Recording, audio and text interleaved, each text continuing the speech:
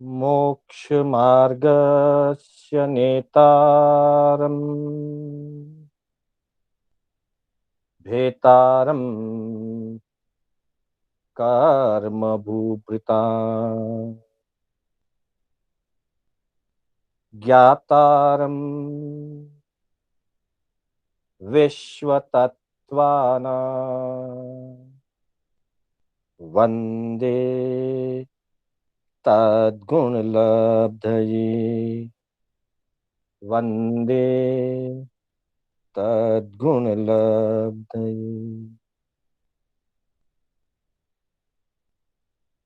अनंत उपकारी, आस्था के आयाम, चरम तीर्थंकर श्रमण भगवान महावीर को वंदन। प्रभु की परंपरा में विचरण करने वाले परम उपकारी समस्त चारित्रात्माओं को वंदन। आत्मबंधुओं, सुशील माताओं एवं बहनों, श्री कर्नाटक जैन स्वाध्याय संघ बैंगलोर के तत्वावधान में आयोजित मोक्ष मार्ग से संबंधित तत्वार्थ सूत्र की इस कक्षा में मैं शांतिलाल बोहरा आप सभी का हार्दिक स्वागत एवं अभिनंदन करता हूं। बंधुओं, हमारी कक्षा तत्वार्थ सूत्र के 9वें अध्याय से संबंधित संवर एवं निर्जरा तत्व पर चल रही है। इससे पूर्व के 8 अध्यायों में हमने मुख्य रूप से जीव तत्व, अजीव तत्व, आश्रव तत्व और बंध तत्व का परिचय प्राप्त किया। उसी के अंतर्गत पुण्य एवं पाप तत्व का भी हमने परिचय किया और प्रस्तुत में 9वें अध्याय के आधारित संवर एवं निर्जरा की चर्चा चल रही। संवर के भेदों की व्याख्या करते हुए संवर और उसका स्वरूप,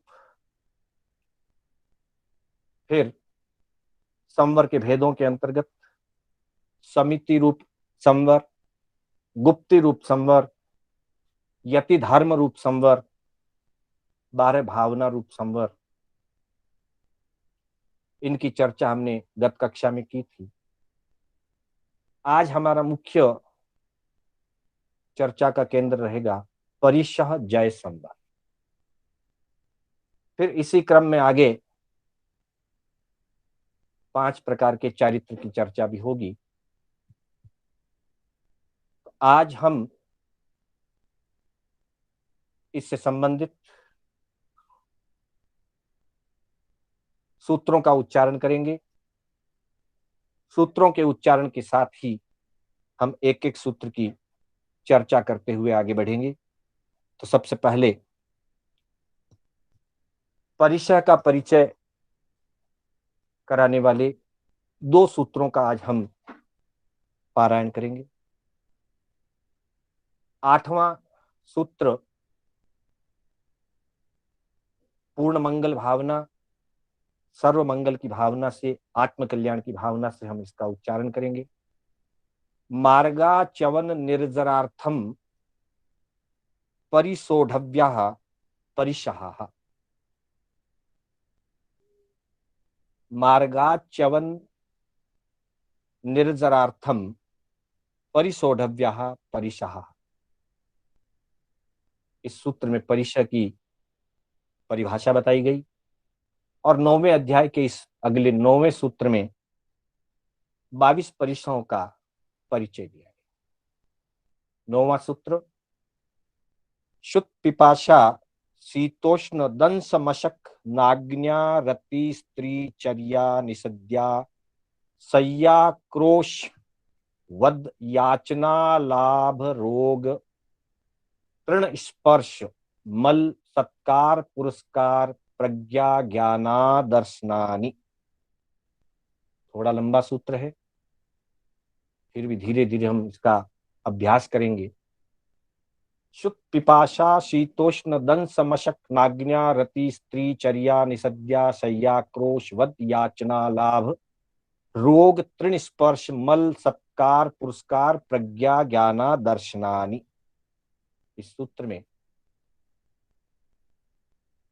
22 परिशाओं का नाम के साथ दिया है। कल की कक्षा में हमने द्वादश अनुप्रेक्षा 12 भावना की चर्चा की थी। 12 भावनाओं के पीछे रहे हुए मूल लक्ष्य वैराग्य। 12 भावनाओं का चिंतन अनुचिंतन वैराग्य को विकसित कराने वाला है। तो आखिर इन भावनाओं में क्या विशेषता है, थोड़ा सा परिचय इसका हम ले लें। वैसे जब हमने 5 महाव्रतों की 25 भावनाओं की चर्चा की थी, उस समय भी इसकी चर्चा हुई है। फिर भी विषय के प्रसंग अनुसार भावना का अर्थ क्या है, तो कहा कि भावा चित्त अभिप्राय। भावना चित्त का अभिप्राय है, अर्थात हमारे चित्त में, हमारे मन में, हमारी चेतना में क्या अभिप्राय है, उस अभिप्राय को भावना कहते हैं। अर्थात मैं कोई कार्य किस अभिप्राय से कर रहा हूं, वो मेरी भावना कही जाती है। कभी कभी कोई बात कहने के बाद व्यक्ति कहता है कि मेरे ये भाव नहीं थे, इसके पीछे मेरा ये भाव नहीं था। इसका मतलब अभिप्राय क्या है, अभिप्राय को भावना कहते हैं। उसी तरह से दूसरी परिभाषा कही सूत्रकृतांग टीका के अनुसार, भावो अंतकरणस्य परिणति विशेषः। पिछली स्लाइड में 4-5 परिभाषाएं आपको दी गई है, जहां भावना का अर्थ बताया है। तो कहा कि भावो अंतःकरणस्य परिणति विशेषः। हमारे अंतःकरण में, अर्थात हमारे मन की गहराइयों में किस प्रकार की परिणति चल रही है, किस प्रकार के परिणाम चल रहे हैं, उस परिणाम को भी भावना कहते हैं। साथ ही बताया उत्तरार्जुन सूत्र की टीका में, सम्यक क्रियाभाषे सम्यक क्रियाभ्यासे, सम्यक क्रिया का जो अभ्यास है, सम्यक अभ्यास, क्रिया का जो सम्यक अभ्यास होता है, उसे भावना कहते हैं। अर्थात हम जो करना चाहते हैं या जैसा हम सोचते हैं, जैसा हम मानते हैं, उसका निरंतर अभ्यास होते रहना चाहिए। अगर निरंतर अभ्यास होता है तो वो भावना बन जाती है। एक बार पढ़ लिया, एक बार सुन लिया, स्वीकार भी कर लिया मन से, लेकिन बार बार अगर अभ्यास नहीं किया तो वो भावना नहीं बनती। उदाहरण के लिए, जैसे हम मानते हैं कि संसार अनित्य है, जीवन अनित्य है, हमने एक बार, दो बार, चार बार पढ़ लिया बस, या बोल भी दिया, लेकिन उसका सम्यक अभ्यास नहीं किया, बार बार अनुचिंतन नहीं किया उसका, तो वह भावना रूप से फलित नहीं होता। इसलिए भावना की एक परिभाषा ये भी कही, सम्यक क्रिया अभ्यास है। क्रिया का जो सम्यक अभ्यास होता है, बार बार पुनरावर्तन, चिंतन मनन, तब वो भावना बने।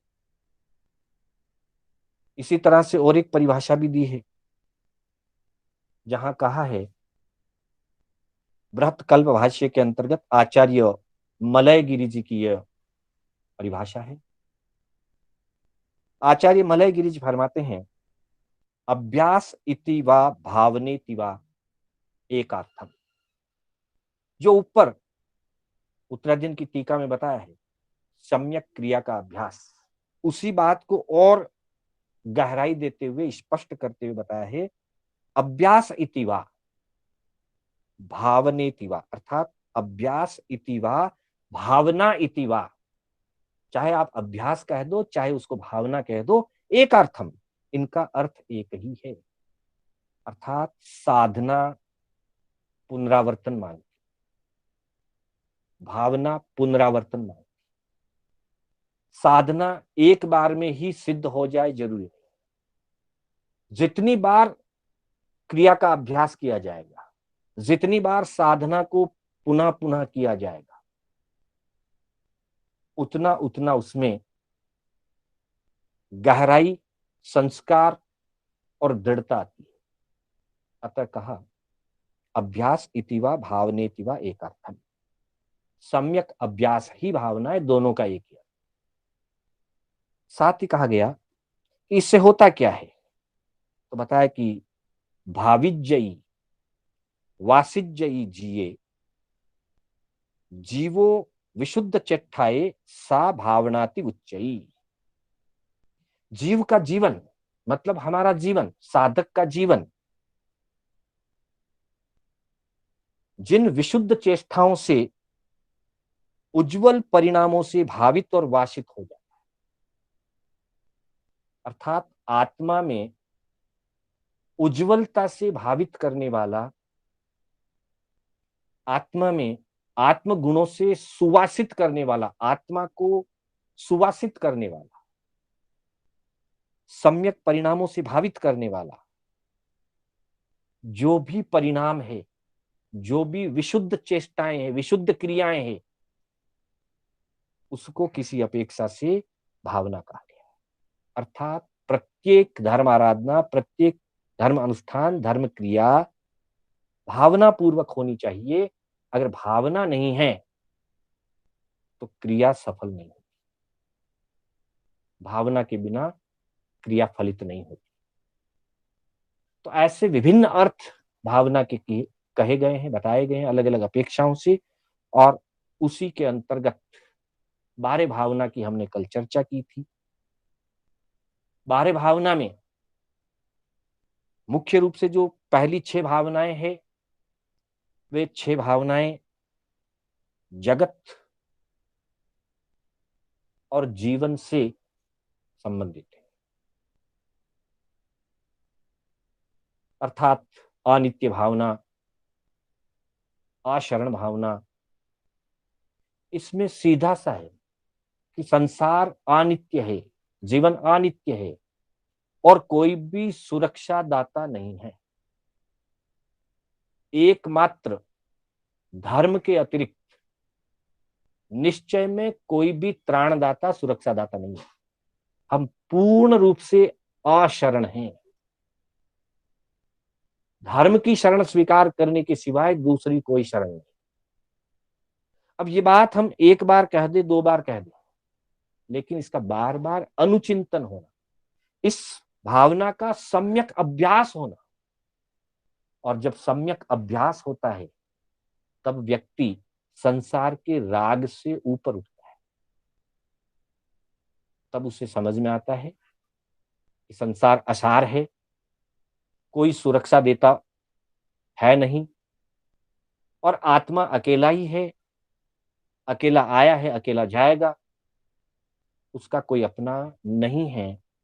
और शरीर सहित सभी वस्तुएं ये सब पर हैं, अन्य हैं। मैं आत्म स्वरूप में अलग हूं और बाकी की सारी चीजें अन्य हैं। तब अन्यत्व भाव, एकत्व भावना, संसार भावना। और इसी तरह से शरीर की असुचि के पिंड रूप शरीर का चिंतन, उसका बोध, और फिर बार बार उसका अनुचिंतन, बार बार गहराई से अनुप्रेक्षा, तब शरीर के प्रति रहा हुआ मोह दूर होता है, क्योंकि संसार में व्यक्ति को सबसे ज्यादा मोह शरीर के प्रति होता है।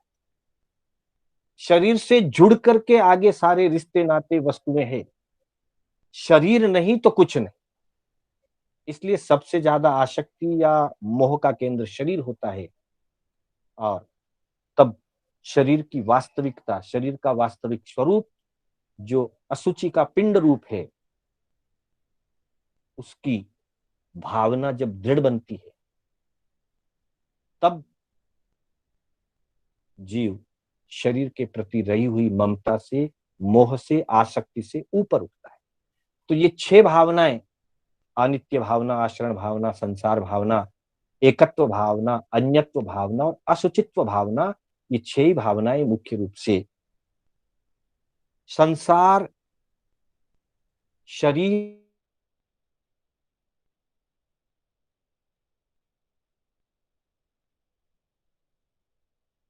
आश्रव, संवर, निर्जरा, सब तत्व है।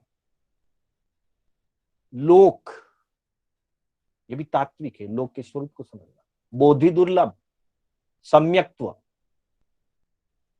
शुद्ध दृष्टि, शुद्ध आचार और धर्म। 3 भावनाएं मुख्य रूप से आश्रव, संवर और निर्जरा तत्व आधारित है। लोक, बोधि दुर्लभ और धर्म भावना, ये 3 भावनाएं मुख्य रूप से भावों पर आधारित है। इस तरह से 6 भावनाएं मुख्य रूप से बाह्य दृष्टिकोण वाली है, शरीर, जीवन और संसार। और अगली 6 भावनाएं मुख्य रूप से अंतर्दृष्टि वाली हैं। तब कहा 7वें नंबर पे आश्रव, कर्म बंधन के कारण आत्मा का अहित होता है, ऐसा बार बार चिंतन। जब अहित समझ में आएगा तो आश्रव से बचना होगा, बच सकेंगे। देन संवर भावना, सद्गुणों के सेवन से संवर होता है। योगों और कषायों की प्रवृत्ति से आश्रव होता है और सद्गुणों का सेवन करने से संवर होता है। इस भावना का बार बार चिंतन किया जाए। और तब निर्जरा, तब त्याग से कर्म काटना श्रेष्ठ है, क्योंकि निर्जरा दोनों अपेक्षाओं से होती। कर्म अपना फल देकर के, वेदना का भुगतान करा करके, दुख, पीड़ा, कष्ट भोगा करके भी कर्मों की निर्जरा होती है, वो सामान्य निर्जरा है। कर्म उदय में आते हैं, अपना फल देते हैं और निर्जरित हो जाए, तब कष्ट भोगना पड़ेगा। लेकिन अगर निर्जरा का सम्यक रूप से आचरण किया जाए, बारह प्रकार की जो निर्जरा बताई गई है, बारह तप बताए गए हैं, उनकी अगर सम्यक आराधना की जाए तो कर्म भोगे बिना तप आदि के माध्यम से कर्मों को काट दिया जाएगा, फिर हमें कर्म का फल भोगना नहीं पड़ेगा। तो जीव के सामने दोनों चीजें हैं कि कर्मों का फल भोग करके कर्मों को निकालें, अथवा स्व इच्छा से कर्म का उदय आने से पहले साधना, तपस्या, स्वाध्याय, सेवा, प्रायश्चित, विनय, विभिन्न प्रकार की जो 12 निर्जरा या 12 तप के भेद बताए हैं, उनकी आराधना साधना से कर्मों को निकालें। 2 ऑप्शन है। तो ज्ञानी भगवंत कहते हैं कि तप त्याग से कर्मों को काटना, कर्मों को निकालना श्रेष्ठ है,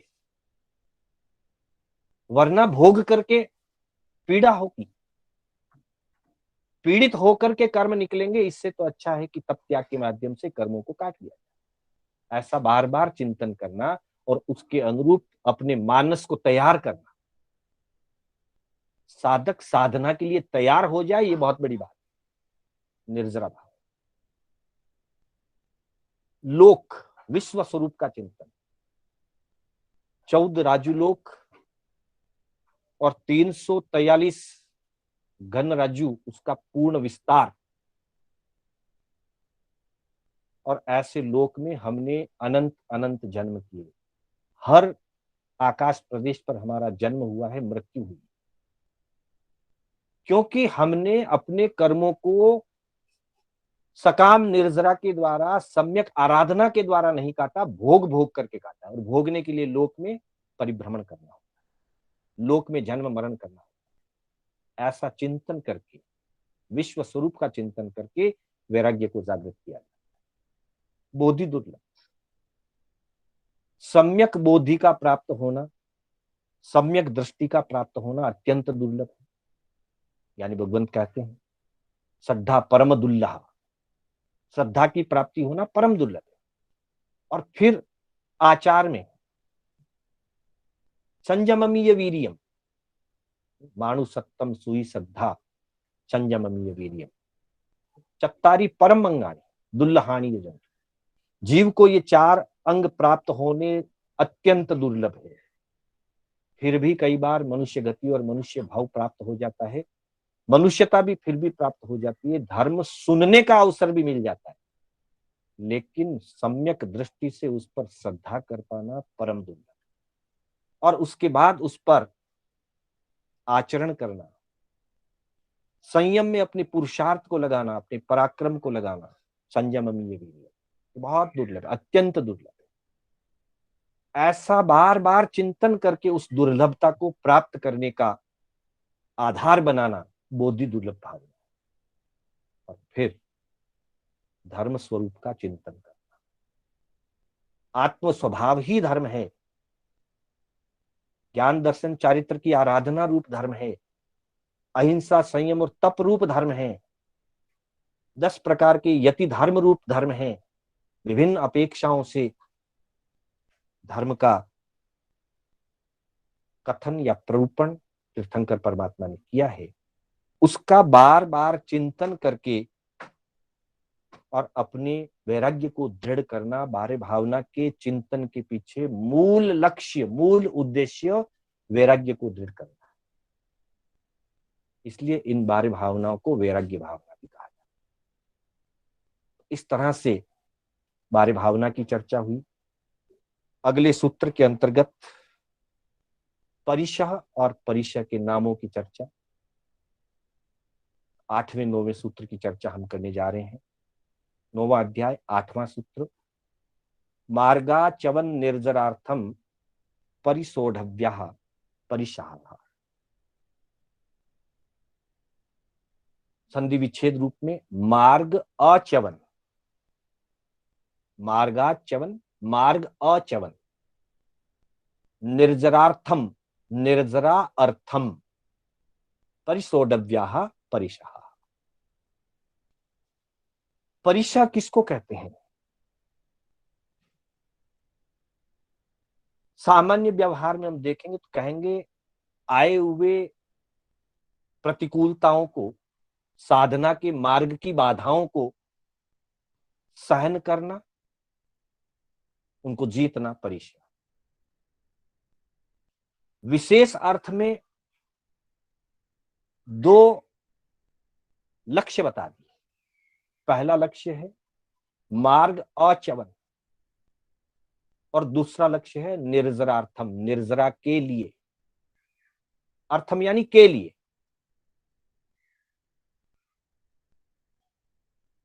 मार्ग से अचवन यानी कि मार्ग से विचलित न होने के लिए, और निर्जरा के लिए। अर्थम शब्द दोनों के साथ जुड़ जाएगा, मार्ग से विचलित न होने के लिए और निर्जरा होने के लिए।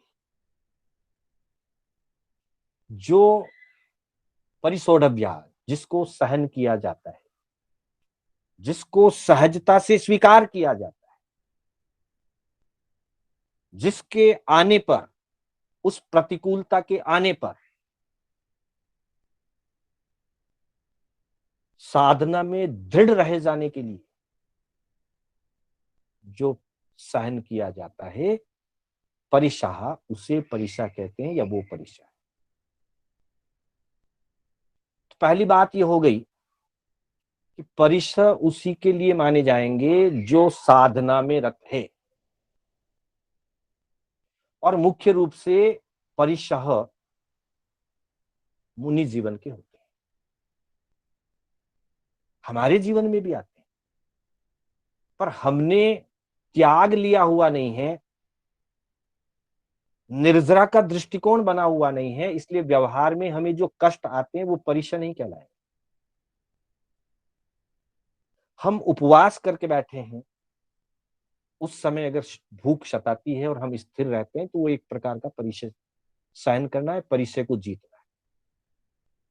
हम चौविहार करके धर्म ध्यान में स्थित हैं, भयंकर गर्मी लग रही है, भयंकर सर्दी लग रही है, बहुत प्यास लगी है, मच्छर काट रहे हैं, पोषद करके बैठ सकते हैं, पोषद करके बैठे हैं, मच्छर काट रहे हैं, हम सहन कर रहे हैं, उस अवस्था में वो परिशः रूप है, हम परिशः को जीत रहे हैं। परंतु मुख्य रूप से परिशः छठे गुणस्थान एवं ऊपर के लिए कहे गए, अपेक्षा से श्रावक के लिए भी, पर सामान्य व्यक्ति के लिए परिशः नहीं। व्यवहार में हम कभी बोलते हैं कि साधु भगवंतों के तो 22 परिशः होते हैं, ग्रस्त के तो अनेक परिशः, नहीं, परिशः नहीं। साधु भगवंतों के परिशः हैं, उनको 22 भागों में विभाजित कर दिया, 22 प्रकार के परिशः। ग्रस्त के जीवन में परेशानियां, उनको परिशः नहीं कहा जाएगा, परेशानियां हैं हमारी जीवन। तो साधु भगवंतों के जीवन में उन्होंने संयम के मार्ग को, मोक्ष के मार्ग को स्वीकार किया है, मोक्ष मार्ग की साधना को उन्होंने स्वीकार किया है। उस मोक्ष मार्ग की साधना पर चलते हुए, आगे बढ़ते हुए जो मार्ग में बाधाएं आती है, उन बाधाओं से घबरा करके, उन बाधाओं से पीड़ित होकर के उस मोक्ष मार्ग को नहीं छोड़ना, उस मोक्ष मार्ग पर चलने की दृढ़ता में विचलितता नहीं लाना और समभाव से सहन करते जाना, उसका नाम परिशः। और उद्देश्य है निर्जरार्थम, निर्जरा के लिए क्यों सहन किया जा रहा है। निर्दोष आहार नहीं मिला तो आहार ना करें, निर्दोष प्राशुक जल नहीं मिला तो पानी ग्रहण नहीं करें। अगर सदोष स्वीकार कर लेंगे, दोष युक्त आहार पानी स्वीकार कर लेंगे, तो पहली बात मार्ग से विचलित हो जाएंगे, क्योंकि मोक्ष मार्ग में तो निर्दोष को ही स्वीकार किया है, सदोष लेना मोक्ष मार्ग नहीं है। तो पहला ही जो उद्देश्य है मार्ग अचवन, वो बाधित हो जाएगा, और जब पहला बाधित हो जाएगा दूसरा भी बाधित हो जाएगा, फिर निर्जरा नहीं होगी। संयम मोक्ष मार्ग में प्रगति के लिए, मोक्ष मार्ग में विकास हो, प्रगति हो, उसके लिए संयम को स्वीकार किया गया है। और मेरे कर्मों की निर्जरा हो, इसलिए मैंने संयम रूपी महाव्रतों को स्वीकार किया है। ये चिंतन जब बनता है तब परिशः में, परिशहों को जीतने की भावना, दोनों चीजें बाधित नहीं हो, मार्ग से विचलित नहीं होना है और निर्जरा का कार्य नहीं रुकना है, निर्जरा होती रहे और मार्ग पर गति, प्रगति, विकास बराबर चलता रहे। उसके लिए जो भी सहन किया जाएगा वो किया जाएगा, और उसी का नाम परिशः। और सहन करने का मतलब भी ऐसा नहीं है कि पीड़ित होकर के सहन करें, मजबूरी में सहन करें, आर्त ध्यान करते हुए सहन करें, नहीं, बहुत क्षमा भाव पूर्वक, बहुत शांति पूर्वक, बहुत सहजता से जब संयम मार्ग में आई हुई प्रतिकूलताओं को, वेदनाओं को, बाधाओं को, कुछ बाधाएं अनुकूल भी होती है पर संयम के लिए तो वो प्रतिकूल है, इसलिए प्रतिकूलता कहा है। आत्म स्थिरता के लिए तो वो प्रतिकूलता है, ऐसी प्रतिकूल परिस्थितियों को समभाव पूर्वक सहना, मार्ग से विचलित ना होना और निर्जरा को करते जाना, उसका नाम परिशह है। उन परिशहों को जीतना। तो वे परिशह 22 कहे गए हैं। शुद्ध पिपाशा शीतोष्ण दंस मशक नाग्न्या रति स्त्री चर्या निसज्ञा सय्या क्रोश वद याचना लाभ रोग तृण स्पर्श मल सत्कार पुरस्कार प्रज्ञा ज्ञाना दर्शनानि। और जब इसका संधि विच्छेद हम करते हैं, शुद्ध यानी कि शुद्धा, भूख का परिशह, आहार नहीं मिला, निर्दोष आहार नहीं मिला, अथवा दिन भर से बरसात आ रही है, बाहर नहीं जा सकते, गोचरी के लिए नहीं निकल सकते, निकले तो मिला नहीं, कहीं मिला असुस्ता हो गया, ग्रहण नहीं कर पाए, भूख लगती है, आहार नहीं लिया, शुद्धा का परिचय। पिपासा, प्यास का परिचय, शुद्ध पिपासा। शीत उष्ण, मुनि के लिए वस्त्रों की लिमिटेशन है।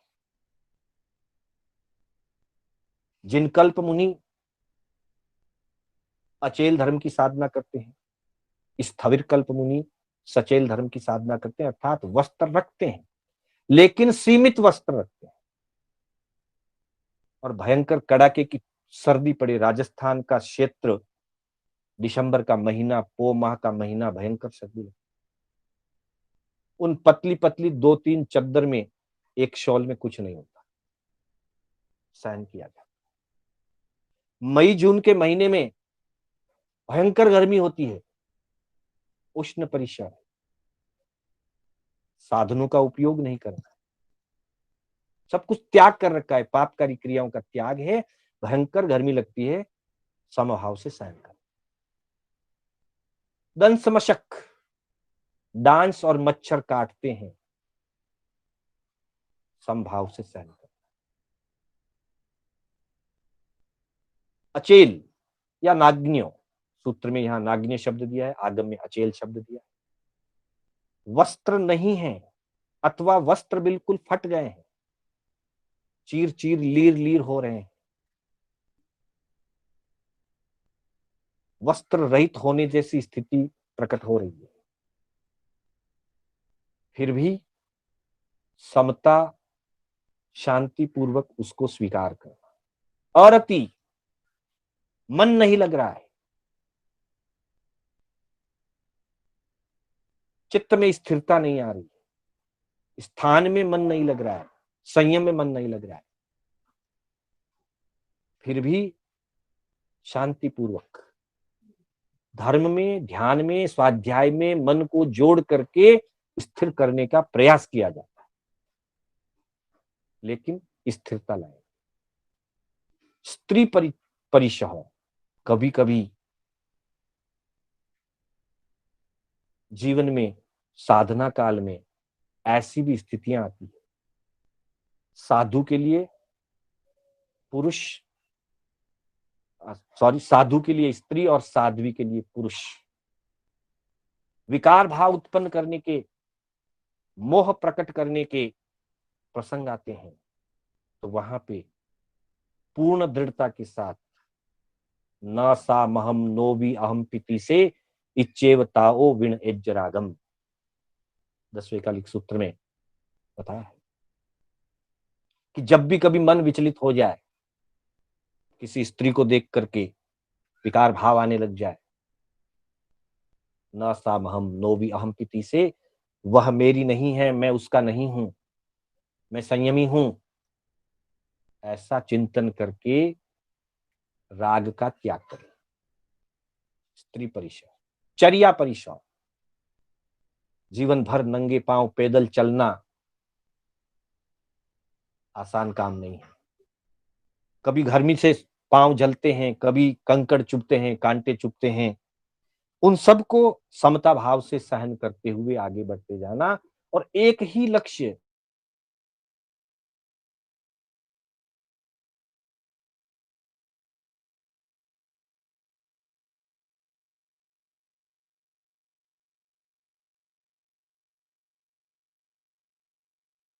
सद्या का शाब्दिक अर्थ होता है बैठना, इसलिए कई ग्रंथों में इसका अर्थ उस रूप में किया कि बैठने में बाधा होती है, एक अपेक्षा है। बैठे बैठे व्यक्ति अरुचि को अनुभव करने लग सकता है, लंबे काल तक स्थिरता से नहीं बैठा नहीं जा सकता हो। दूसरी अपेक्षा से सोचें तो निषद्या परिशः चारित्र मोहनीय के उदय से होता है, वेदनीय से नहीं। इसलिए यहां निषद्या का विशेष अर्थ संयम में स्थिरता, संयम में बैठना, उपासना, आत्मा के नजदीक रहना। निषद्या आत्म भावों के साथ रहने में स्थिरता नहीं आ रही हो, कठिन लग रहा हो, तो निषद्या परिशय। सैया, सैया का मतलब स्थान से है। जो ठहरने का स्थान मिला वो स्थान साताकारी नहीं है, प्रतिकूल है, खूब मच्छर है, दुर्गंध आ रही है, प्रकाश भी बराबर नहीं है, आंगन बराबर नहीं है, टूटा फूटा है, और कभी बहुत अनुकूल भी मिल सकता है। दोनों ही स्थितियों में समता, सैया स्थान विशेष की अपेक्षा से। आक्रोश, कोई व्यक्ति गाली दे, कोई व्यक्ति अपमानित करे, किसी भी स्थिति में साधक को अपनी समता का उल्लंघन नहीं करना, हमें भी नहीं करना। हम भी श्रावक रूप में भी सही धर्म आराधक हैं, हमें भी किसी भी प्रकार की प्रतिकूलताएं जीवन में आए शांत रहना है, स्थिर रहना है। मुख्यता से मुनि को लक्ष्य करके ये कहे गए हैं, लेकिन सभी प्रकार के साधकों के लिए आक्रोश नहीं करना, क्रोध नहीं करना। कोई दूसरा आकर के आक्रोश करे तब भी शांत रहना, कोई आकर के गाली गलौज करे तो स्वयं भी आक्रोश नहीं करना, समता भाव। वध, कोई आके मारपीट करे, गाली गलौज तक चुप भी रह गए, कोई मारपीट करे,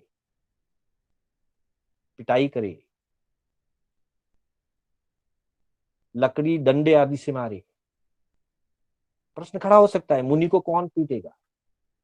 लेकिन इतिहास और आगम उठा के देखें तो उदाहरण मिलते हैं। गत सुकमाल जी के सिर पर खीरे डाल के वध किया गया, वो बात अलग है, वेर का उदय था, उसके निमित्त से कर्मों की निर्जय अविचलित रहे, मार्ग से च्युत नहीं हुए, मार्ग से च्यवन नहीं हुआ, विचलित नहीं हुए, कर्म निद्रा हो गई, कर्म क्षय हो गए, मोक्ष प्राप्त हो गया। लेकिन करने वाले ने तो वध किया है, इसलिए कोई मारे पीटे। उत्तराध्ययन सूत्र के अंदर हरिकेशी बल मुनि का वर्णन आता है, जहां गोचरी लेने के लिए गए थे, उन लोगों ने धक्के दिए। किसी आश्रम में गए थे, आश्रम वासियों ने उनको धक्के दिए, गाली गलौज की, अपमानित किया, डंडे और फलक आदि से उनकी पिटाई कर दी। पर मुनि शांत रहे, क्षमा भाव में रहे, अपनी साधना से विचलित नहीं हुए, क्रोध नहीं किया, प्रतिकार नहीं किया, कोई प्रकार की प्रतिक्रिया नहीं की। इसलिए साधना के जीवन में ऐसी ऐसी स्थितियां आ सकती, वध करे, मारे पीटे। फिर कहा याचना, आहार आदि के लिए मांगना होता है। व्यवहार में तो हम समझते हैं कि किसी से मांगने में कितनी शर्म आती है, नहीं मांगा जाता। पर मुनि को तो रोज याचना करनी, गवेषणा करनी। जहां परिचित लोग हैं, भक्ति और बहुमान रखने वाले श्रावक श्राविकाओं के परिवार हैं, वहां तो आप बाधा नहीं होती। लेकिन जब अपरिचित क्षेत्रों से विहार आदि के समय गुजरते हैं, अपरिचित लोग जिनमें भक्ति नहीं है, जो धर्म का स्वरूप नहीं जानते हैं, जो जैन दर्शन की क्रियाओं को और जैन मुनि की समाचारी को, उनके कल्प नियमों को नहीं जानते हैं, नहीं पहचानते हैं, वहां भी जाकर के याचना करनी होती है। बिल्कुल अहंकार को छोड़ दिया जाता है, तब जाकर के याचना की जाती है, वरना याचना नहीं की जाती। तो याचना भी एक प्रकार का परिचय है। यहां मान कषाय को जीतना होता है। फिर अलाभ, याचना भी की और लाभ नहीं मिला, अलाभ हो गया, असुस्ता हो गया, अथवा किसी ने मना ही कर दिया नहीं देंगे। हरिकेशी मुनि का जब प्रसंग पढ़ते हैं, अभी हमने चर्चा की थी, हरिकेशी मुनि वहां आहार के लिए गए थे और आश्रम वासियों ने आहार के लिए मना कर दिया। विपुल आहार था वहां पे, उपलब्ध था, एक्स्ट्रा भरपूर भोजन था, मना भी कर दिया और मना करते हुए उन्होंने एक जवाब दिया था, हम चाहे इस भोजन को बाहर फेंक देंगे पर आपको नहीं देंगे। मतलब कोई ये कह दे कि हम भोजन को बाहर फेंक देंगे पर आपको नहीं देंगे, उस समय याचना करने वाले के मन पे अगर वो साधना में दृढ़ नहीं है तो क्या गुजरेगी। लेकिन जो दृढ़ साधक होते हैं, हरिकेशी मुनि ने कुछ भी प्रतिकार नहीं किया, मन में भी द्वेष नहीं किया, स्थिर रहे, धक्का दिया निकल गए, मारपीट की मार खा ली चुपचाप, लेकिन प्रतिक्रिया नहीं की। तब वो परिसौडभ्य होता है, मतलब सम्यक प्रकार से सहन करना, तब वो परिचय जाए। याचना, अलाभ, रोग, बीमारी आ जाती है। अशाता वेदनीय कर्म के उदय से शरीर में जब बीमारी आ जाती है तो उस समय दीनहीन भाव ना लाते हुए मेरे असाता वेदनीय कर्मों की निर्जरा हो रही है, ऐसा चिंतन करके उस रोग को समता भाव से स्वीकार करना। तृण स्पर्श, उस काल में चौथे आर्य में संत पुरुष ज्यादातर या तो रात्रिकालीन कायोत्सर्ग करते थे, कई महापुरुष आड़ा आसन नहीं लेते थे, कभी किसी को आड़ा आसन की जरूरत होती तो लेते थे, तो बिछाने के लिए सूखी घास का उपयोग किया जाता, बिल्कुल सूखी घास बिछा दी, उस पर सो गए। बहुत सर्दी का मौसम है तो सूखी घास ऊपर भी ओढ़ने के लिए, भयंकर सर्दी का अगर ऋतु है तो ओढ़ने के लिए, बिछाने के लिए तिनके। घास के जो टिप होते हैं, सूखी घास के जो टिप होते हैं, कुशाग्र बोलते हैं जिनको, घास की अणी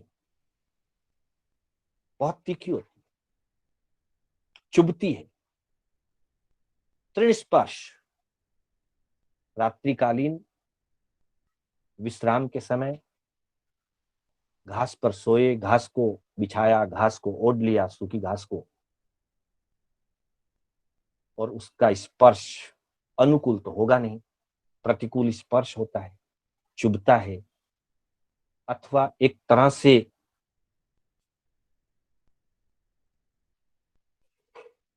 गलत, मतलब जो है ना, चुभन जैसे अनुभव होता है, इरिटेट करता है, इंग्लिश की भाषा में कहते हैं इरिटेट करता है,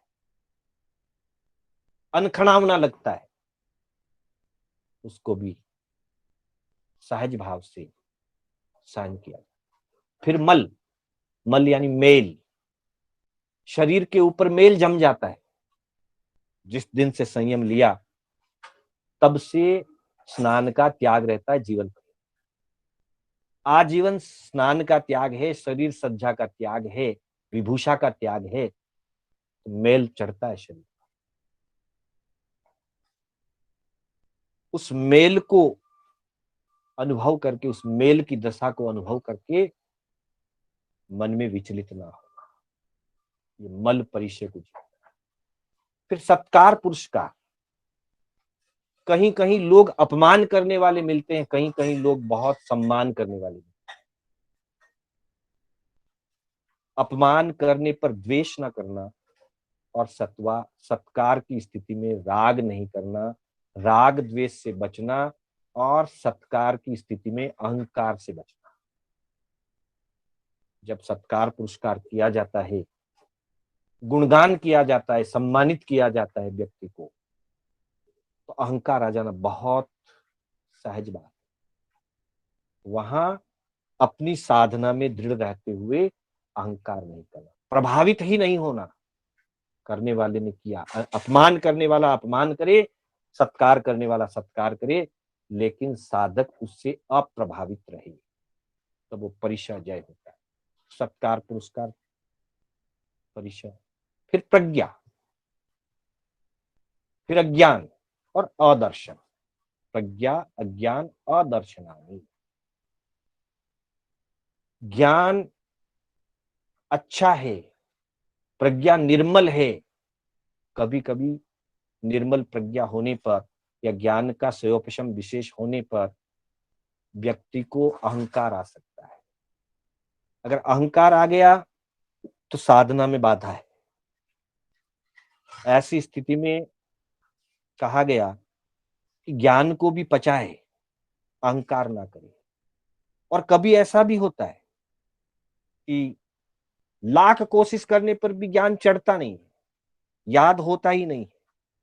खूब प्रयास करे, खूब मेहनत करे, खूब बार बार घोटे, फिर भी ज्ञान ना चढ़े, तो वैसी स्थिति में अपने आप में हीलना नहीं लाना, हीन भाव नहीं लाना। ज्ञान जल्दी जल्दी विकसित हो, विशेष लब्धियां आदि प्राप्त हो, तो अभिमान नहीं करना, सुपीरियर कॉम्प्लेक्स नहीं करना, और ज्ञान ना चढ़े, लाख कोशिश करने पर भी कुछ भी याद ना रहे, तब हीन भावना नहीं लाना, इंफीरियर कॉम्प्लेक्स ज्ञान को लेकर के नहीं करना।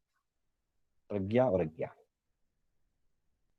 अदर्शनानि, कभी कभी ऐसी भी स्थिति बनती है, श्रद्धा डावाडोल होने लग जाती।